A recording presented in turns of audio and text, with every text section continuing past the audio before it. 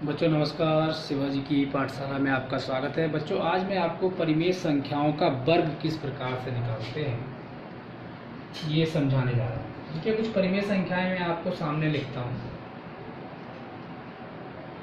और इस परिमेय संख्या का वर्ग निकालना है। ठीक है, तो अंश का वर्ग और हर का वर्ग हमें निकालना है। इसको मैं पहले ऐसे लिखूँ, 2/3 का पूरे का वर्ग कर दीजिए। ठीक है बच्चों, अब इसके बाद इसको हम अंश का वर्ग 2 हो जाएगा, वर्ग आपका, और फिर हर का वर्ग। ठीक है, तो यहाँ पे 2 का वर्ग क्या होगा 4 और 3 का वर्ग क्या होगा 9। तो ये हो गया हमारा उत्तर। इसी प्रकार से परिमेय संख्याओं की हम वर्ग निकाल लेते हैं। जैसे मान लीजिए एक संख्या और लिखते हैं, मान लीजिए एक ऋणात्मक संख्या है परिमेय संख्या, और इसका वर्ग निकालना है।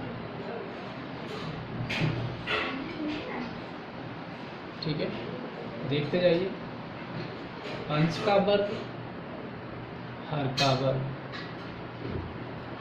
ये क्या हो जाएगा 25 और ये हो जाएगा 36। अब ये क्यों हुआ?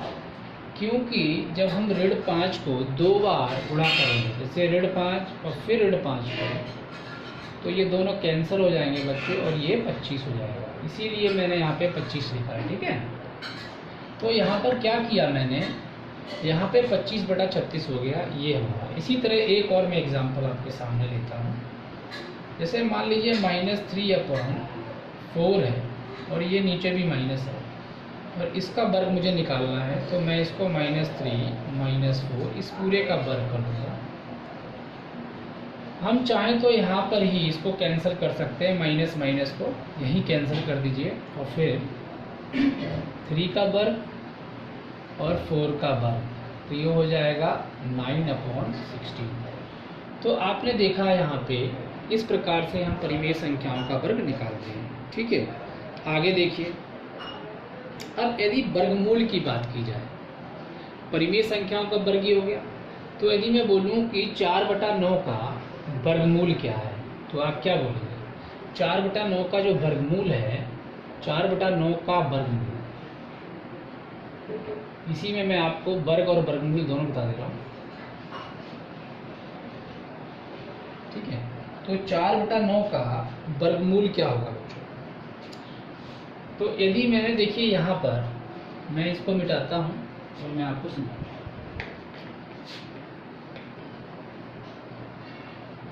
जिस प्रकार से मैंने पिछली कक्षा में आपको पूर्णांकों के ऊपर बताया था, उसी हिसाब से इसमें भी होगा। तो यदि मैं यहाँ पे कहूँ ऋण 2/3 इसका वर्ग निकालो, तो क्या होगा? इसका भी आप निकालेंगे तो ऐसे ही करेंगे।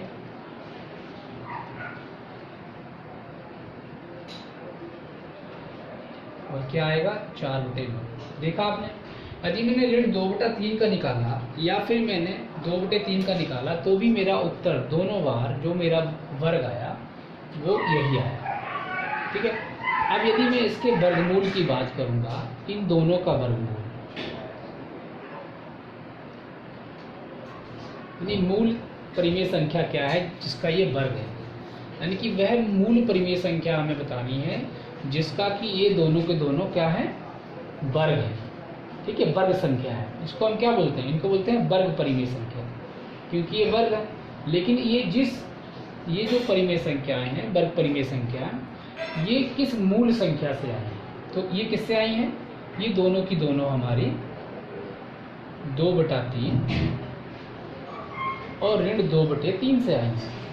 इसीलिए हम इसको इस तरह से भी लिख सकते हैं और इसी को हम ऐसे भी लिख सकते हैं, 2/3 को प्लस माइनस 2/3, यानी कि प्लस माइनस 2/3 भी लिख सकते हैं। तो जिस प्रकार से हमने उसमें लिखा था पूर्णांकों के अंदर, उसी प्रकार से हम परिमेय संख्याओं में भी वर्ग और वर्गमूल को निकाल सकते हैं। ठीक है, तो कहने का मतलब, हमेशा वर्ग, चाहे कोई पूर्णांक हो चाहे वो परिमेय संख्या हो, वर्ग हमेशा धनात्मक संख्या होती है बच्चों, यानी कि धनात्मक परिमेय संख्या होती है। ठीक है। और जो हमारा वर्गमूल होता है वो धनात्मक और ऋणात्मक दोनों होता है। तो वर्गमूल आपने देखा धनात्मक और ऋणात्मक दोनों है, लेकिन जो वर्ग है वो हमेशा धनात्मक ही होता है। बस ये ध्यान रखने की ज़रूरत है।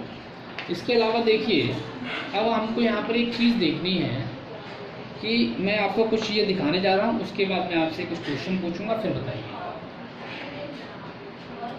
यहाँ तक मुझे उम्मीद है आपको परिमेय संख्याओं का वर्ग कैसे निकालते हैं और उन्हीं परिमेय संख्याओं का वर्गमूल कैसे निकालते हैं ये आपको समझ में आया होगा। लेकिन एक चीज़ आपको यहाँ समझनी है, वो देखिए, मैं आपको अभी पूर्णांक से समझा रहा हूँ। जैसे 5 है, 5 का वर्ग कैसे लिखेंगे, ये हो जाएगा 25, ठीक है।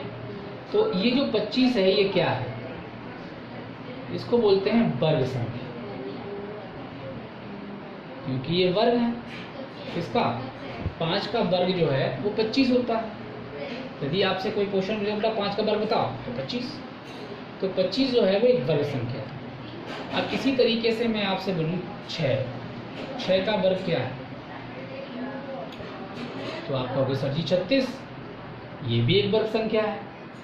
इसी तरह मैं 7 का बोलूँ बेटा वर्ग क्या होगा, तो आप बोलोगे सर जी 49, ये भी एक वर्ग संख्या है, क्योंकि 7 को 7 से गुणा करेंगे, है ना।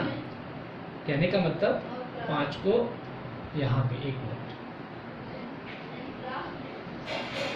यानी कि इसका मतलब क्या, 5 को 5 से गुणा किया, ठीक है, और 6 को 6 से गुणा किया और 7 को 7 से गुणा किया। इसी प्रकार से यदि 8 का हम देखें, 8 का क्या होगा, 64 होगा, कि 8 को 8 से गुणा करेंगे।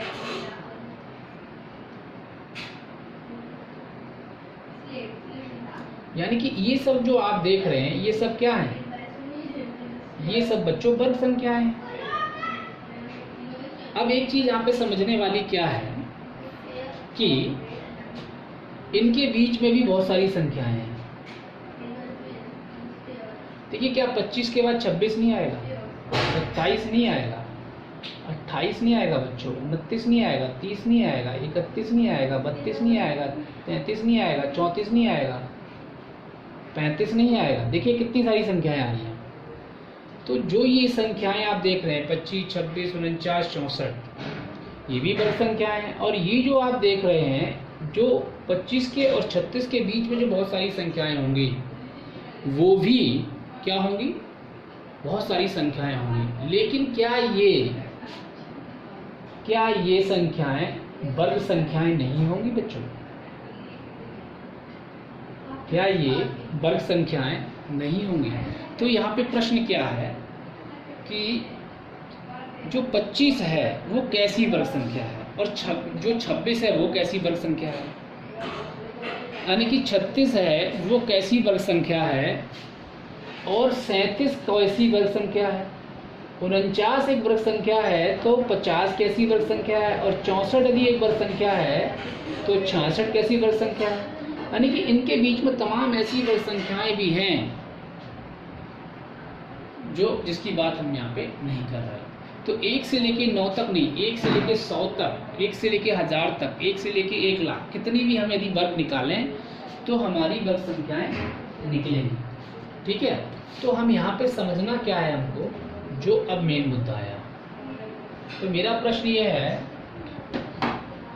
कि 1 का यदि वर्ग किया तो 1, 2 का वर्ग किया तो 4, 3 का वर्ग किया तो 9, और 4 का वर्ग किया तो 16, और बच्चों 5 का वर्ग किया तो 25, 6 का वर्ग किया तो 36, और 7 का वर्ग किया तो 49, और 8 का वर्ग किया तो 64, और 9 का वर्ग किया तो 81।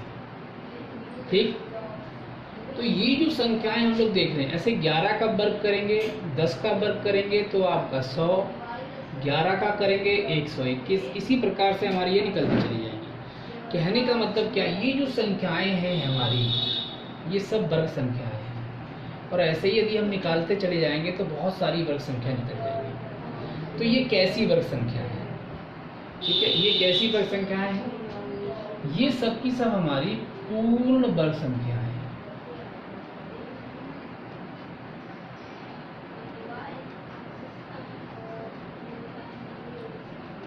ये सब क्या है? पूर्ण वर्ग संख्याएं हैं। लेकिन इनका परीक्षण कैसे करेंगे कि ये पूर्ण वर्ग संख्या है? 121 एक पूर्ण वर्ग संख्या है, 100 एक पूर्ण वर्ग संख्या है, 81 एक पूर्ण वर्ग संख्या है, 64 एक पूर्ण वर्ग संख्या है। क्या ये सही में पूर्ण वर्ग संख्याएं हैं? इसकी जांच हम कैसे करेंगे? चलिए जांच कर लेते हैं हम लोग, बहुत आसान है। हम 100 की जांच करते हैं। क्या 100 एक पूर्ण वर्ग संख्या है? इसके लिए हम करेंगे क्या? इसकी जांच करने के लिए इसके अभाज्य गुणनखंड करेंगे, यानी कि इसके हम गुणनखंड करेंगे। क्या करेंगे? अभाज्य गुणनखंड बच्चों। सबसे पहले 2 से भाग देंगे। 2 पंचे 10, 0 का 0, 2 दूनी 4, 2 पंचे 10 बच्चों। उसके बाद 5 25। तो आप इसके देखिए अभाज्य जो गुणनखंड बने वो कितने बने? अभाज्य गुणनखंड बच्चों कितने बने इसके अभाज्य गुणनखंड हमारे 100 के अभाज्य गुणनखंड कितने बने? 2 गुणा 2 और 5 गुणा 5। तो यहाँ पे आप ये देखते हैं कि यहाँ पर 2 का भी जोड़ा बना और 5 का भी जोड़ा बना। क्या बना? इसका मतलब 2 का भी वर्ग बन गया और 5 का भी वर्ग बन गया। कहने का मतलब यहाँ पर कोई ऐसी संख्या छूटी नहीं या कोई ऐसी संख्या अभाज्य संख्या बची नहीं जिसका कि वर्ग ना हो। कहने का मतलब यहाँ का 2 का भी वर्ग हो गया और 5 का भी वर्ग हो गया, यानी कि यहाँ पर जोड़े में संख्याएं आई हैं। इसीलिए 100 एक क्या है? पूर्ण वर्ग संख्या है।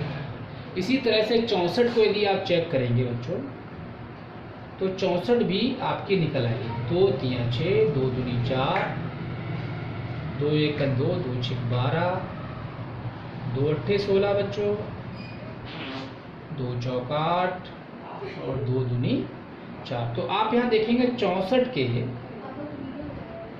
1 2 3 4 5 और 6, यानी कि 1 2 3 4 5 6 कितने जोड़े बने? 2 के 1 जोड़ा, 2 जोड़ा, 3 जोड़ा, यानी कि यहाँ पर 2 का वर्ग, फिर 2 का वर्ग और 2 का वर्ग, यहाँ पे 3 जोड़े बन गए। यहाँ पर कोई भी ऐसी संख्या नहीं बची जिसका कि जो अभाज्य गुणनखंड हो और जो अकेली बच गई और जो जोड़े में ना हो। तो कहने का मतलब ये जोड़े में है और इसीलिए इन सभी संख्याओं को हम पूर्ण वर्ग संख्या कहेंगे।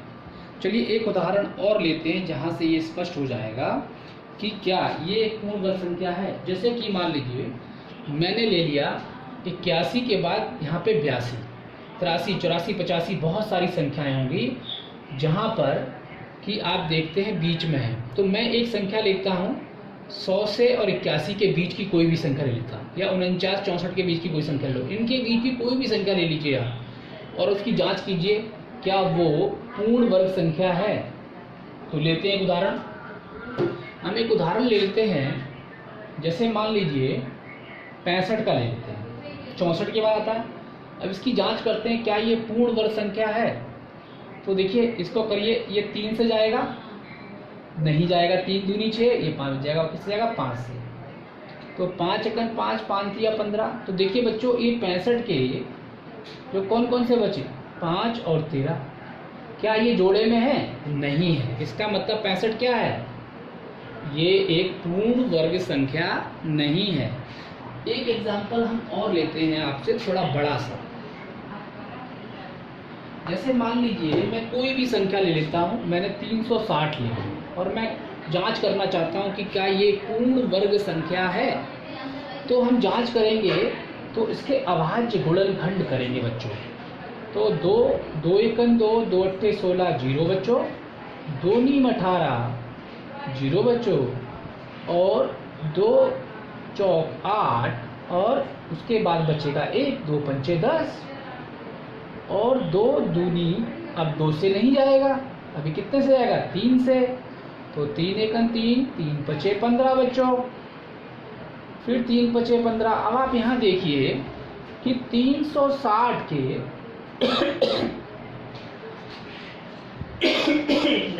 बच्चों मिटा देते हैं, थोड़ा कंफ्यूजन हो जाएगा ना, घिचपिच हो रही है थोड़ी। देखिए तो 360 के कितने अभाज्य गुणनखंड बने? अभाज्य मतलब जिनको और आगे तोड़ा नहीं जा सकता, उनकी और टुकड़े नहीं जाते हैं। तो 2 गुणा 2 गुणा 2, 1 2 3, 3 बार तो 2 आया, फिर 3 3 आया बच्चों, और फिर एक बार 5 आया।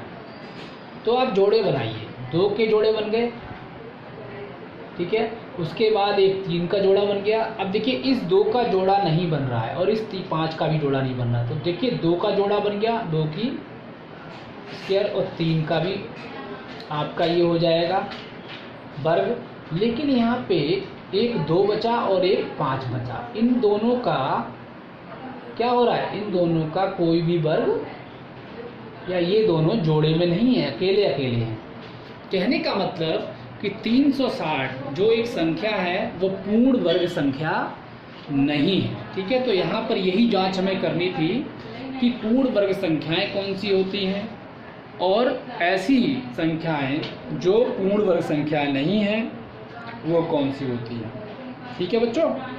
तो मुझे पूरी उम्मीद है आपको ये समझ में आया होगा पूर्ण वर्ग संख्याएं क्या होती हैं और ऐसी वर्ग संख्याएं कौन सी हैं जो पूर्ण वर्ग संख्याएं नहीं हैं। चलिए अब हम आपको आज के लिए इतना ही बहुत है, इनको समझिएगा, और यदि आपको नहीं समझ में आया हो तो आप कमेंट बॉक्स में ज़रूर लिखिएगा, ठीक है। थैंक यू वेरी मच बच्चों फॉर वॉचिंग दिस वीडियो।